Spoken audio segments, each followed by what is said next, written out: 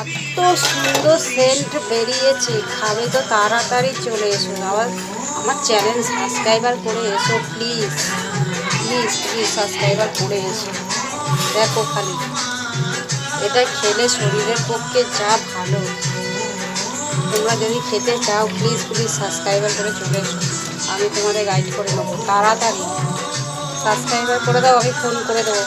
আমি একজনের বন্ধুর ফ্রিজে রেখে আসবো, ওবেলা যদি আসে তাড়াতাড়ি আসবে, ঠিক আছে?